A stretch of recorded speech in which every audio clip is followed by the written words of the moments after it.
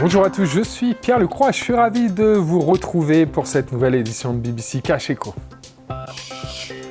Combien dépensons-nous sur le continent pour nous nourrir? Peut-être bien plus que la moyenne mondiale selon un dernier rapport, et nous verrons pourquoi.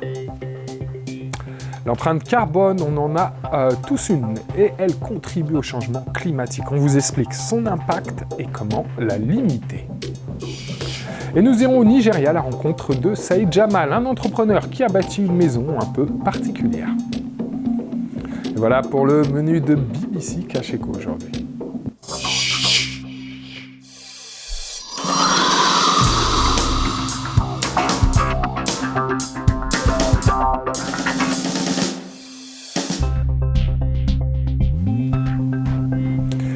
Les frigos ne sont pas égaux. Les ménages africains sont parmi ceux qui dépensent le plus pour pouvoir le remplir. Les familles consacrent en Afrique en moyenne 50% de leurs revenus à l'alimentation. Les Nigérians, par exemple, dépensent même près de 60% de leur salaire, soit environ 1132 $ par an. À titre de comparaison, les Américains dépensent moins de 7% de leurs revenus pour se nourrir, car le coût des aliments est souvent le plus élevé là où la sécurité alimentaire est la plus faible. Par exemple, les ingrédients pour faire un bon ragoût de haricots vous coûteront environ 1,2 $ aux États-Unis, mais attendez-vous à dépenser près de 320 $ pour les mêmes ingrédients au Soudan du Sud. Voilà, et on jette un petit coup d'œil justement à vos tweets. Alors, Mara Gueye va droit au but, la nourriture est chère et pas d'argent dans les poches. Pourtant, en principe, la nourriture ne doit pas coûter cher. Aussi en Afrique, nous dit Steve Blesson, nous avons les sols riches, le climat favorable et les agriculteurs courageux. Miss Littoral Cameroun 2020, le prix de la bouffe est super élevé au Gabon. Elle est moins chère au Cameroun avec 150 000 francs CFA ou environ 254 $. Tu te fais ton mois tranquille, tweet la jeune Camerounaise. Et voilà, direction le Sénégal, à Dakar, où nous a rejoint Momar Ndao. Bonsoir. Bonsoir. Alors, Monsieur Ndao, comment se fait-il qu'une part si importante du budget soit consacrée à l'alimentation dans nos pays? Alors, il y a deux phénomènes fondamentaux. Le premier, c'est que la plupart de nos agricultures sont des agricultures de subsistance, ce qui fait qu'il n'y a pas une production super industrielle destinée à l'alimentation. La plupart des grands efforts qui sont faits en agriculture sont pour l'export. L'autre élément, c'est que quand on parle de pourcentage du budget, si le budget est très faible, c'est la pyramide de Maslow qui gouverne, c'est-à-dire qu'on commence par les besoins primaires pour pouvoir aller après vers les besoins supérieurs. C'est ce qui fait que donc, la première des choses, c'est d'abord se nourrir. Et quand on a un petit budget, la dépense d'alimentation en valeur relative devient extrêmement importante. D'accord. Alors, quel conseil vous donneriez aux consommateurs pour économiser au quotidien ? Alors, par exemple, au Sénégal, ce qui a fait que beaucoup de gens continuent de vivre, ils se sont adaptés. La première adaptation, c'est d'abord de changer le coût du plat. La gestion du coût du plat, d'abord, si par exemple vous voulez faire du riz au poisson qui est rouge, c'est-à-dire avec de la tomate, suffisamment d'ingrédients, si le coût du plat est élevé, vous changez, vous enlevez la tomate. À ce moment-là, vous faites un riz sans tomate qui est toujours aussi présentable, etc. Si vous faites un riz dans lequel vous aviez du poisson noble, vous changez la qualité du poisson. Donc tout cela, c'est des méthodes qui sont utilisées aujourd'hui pour dégarnir le plat sur le plan du coût, tout en conservant un même apport, en tout cas nutritionnel, sur le plan de la quantité. D'accord. Mais ça aussi, c'est des méthodes qui sont utilisées par les ménages pour pouvoir s'en sortir. Très bien, merci Monsieur Ndao, merci pour ces informations. Jetons un œil au reste de l'actu éco du jour. Les coupures d'Internet coûtent cher au continent. Selon un dernier, plus de 2 milliards de dollars en 2019 en Afrique subsaharienne pour 7800 heures de blocage selon une étude menée par top10vnp.com. Le pays le plus touché a été le Tchad où l'Internet a été suspendu pendant plus d'1 an. Le président français Emmanuel Macron a rencontré ses homologues des pays du G5 Sahel, à savoir le Tchad, le Mali, le Burkina Faso, le Niger et la Mauritanie, pour faire le point sur la lutte antiterroriste dans la région. Une rencontre qui intervient après une recrudescence des attaques djihadistes et une hausse des sentiments anti-français. Faute d'accord sur le barrage de la Renaissance construit sur le Nil bleu entre l'Éthiopie, l'Égypte et le Soudan, le Premier ministre éthiopien Abiy Ahmed a demandé au président sud-africain Cyril Ramaphosa de médier. Khartoum et le Caire redoutent que ce barrage menace leur approvisionnement en eau.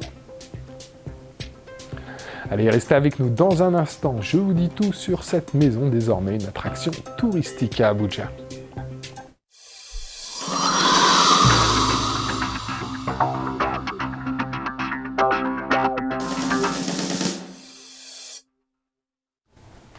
Vous regardez Cash Echo, l'actualité économique qui vous intéresse. Alors, tandis que le changement climatique est pour beaucoup jugé responsable des incendies qui ravagent actuellement l'Australie, l'impact de nos modes de vie sur l'environnement fait plus que jamais débat, et au cœur des questionnements se trouve le concept d'empreinte carbone. Il s'agit des émissions de gaz à effet de serre induites par les activités humaines. Elles sont très inégalement réparties entre les populations, puisque un Britannique génère en 2 semaines plus de CO2 qu'un Burkinabé ou un Rwandais en 1 an. Au niveau international, la Chine est le pays le plus pollueur, alors que seulement 3,7% du carbone mondial est émis par l'Afrique. Pourtant, l'empreinte écologique du continent, qui comprend les gaz à effet de serre, mais aussi l'utilisation des ressources, il pourrait doubler d'ici à 2045. Et pour aller plus loin, Maxime Peignet de la rédaction nous a rejoint. Bonsoir Maxime. Bonsoir. Alors Maxime, quels sont les secteurs les plus polluants ? Le secteur le plus polluant, c'est celui de l'électricité et du chauffage. Il est responsable d'1 tiers des émissions de gaz à effet de serre, et c'est en grande partie parce qu'il a recours à la combustion d'éléments très polluants comme le charbon. En deuxième position, on va retrouver les transports, environ 15%. C'est un incontournable d'une économie mondialisée et d'un mode de vie de plus en plus urbain. C'est la voiture, c'est le fret maritime. De la même manière, combustion de pétrole. Ensuite, on va retrouver les industries manufacturières, le bâtiment, mais aussi et surtout l'agriculture qui a un poids grandissant, notamment avec le secteur de la viande. Donc le pays le plus polluant, c'est logiquement la Chine, gérant démographique et économique, suivi des États-Unis. D'accord. Alors que font les pays pour limiter ces émissions ? Trop peu, selon les experts. L'objectif de l'accord de Paris sur le climat était de contenir l'augmentation de la température à moins de 2 degrés Celsius par rapport au niveau pré-industriel. Au rythme actuel et au vu des émissions de CO2, le mercure pourrait grimper de 4 à 5% d'ici la fin du siècle. Très loin, quoi. Et même si les 200 signataires de l'accord de Paris respectaient leurs engagements, le réchauffement pourrait toujours atteindre 3%.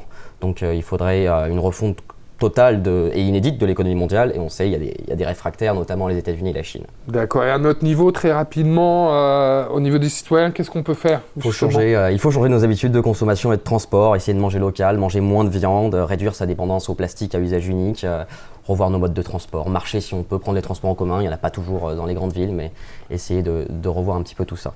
Donc c'est l'affaire de tous, hein. Exactement, d'accord, pas que les États. Merci Maxence. Nous avons exploré la toile pour vous, voici notre sélection. Abiy Ahmed, toujours lui, le Premier ministre éthiopien, dernier lauréat du prix Nobel de la paix, indiquait qu'il ne travaillait pas pour un prix, mais pour la paix. Il répondait ainsi aux commentaires de Donald Trump qui a affirmé récemment que c'est lui qui aurait dû recevoir cet honneur, à retrouver dans la Nouvelle Tribune. Sandra Ikeji, elle, fait le buzz au Nigeria. La sœur de Linda Ikeji, célèbre blogueuse nigériane, a réuni 200 demoiselles d'honneur lors de son mariage. Son plus grand rêve, selon Afrique.com. Et lui n'en veut qu'une, je veux parler d'une petite amie, l'excentrique milliardaire japonais Yusaku Maezawa, qui sera le premier touriste spatial, cherche une jeune demoiselle pour l'accompagner. Plus de détails sur les critères de sélection dans Tom's Guide.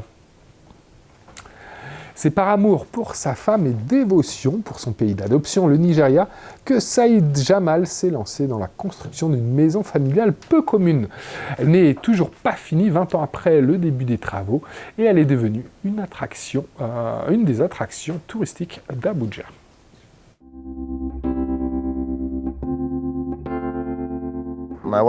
Ma femme aime voyager, donc pour la garder proche de moi, ma charmante femme, j'ai construit cette maison avion pour elle, pour qu'elle se sente toujours dans un avion. Je travaille dans la construction et donc en 1999, j'ai commencé à construire cette maison et jusqu'à présent, elle n'est toujours pas finie. Beaucoup de gens me demandent pourquoi j'ai construit cette maison au Nigeria et pourquoi je ne l'ai pas construite dans mon pays. Et je leur réponds que c'est mon pays. Je n'ai pas d'autre pays.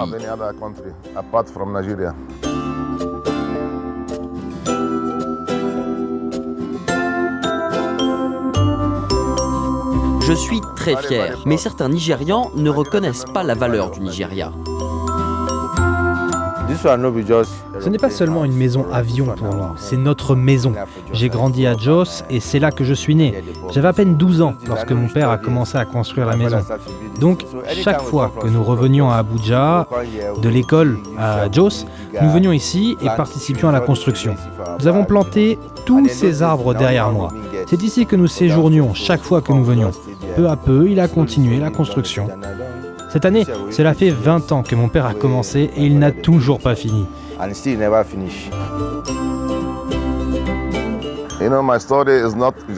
Mon histoire n'est pas seulement une histoire d'amour. Je veux laisser quelque chose derrière moi. Pour le Nigeria, mon pays, pour mes enfants, ma femme et pour tout le monde. Et puis ma maison aide le tourisme et contribue à la réputation d'Abuja.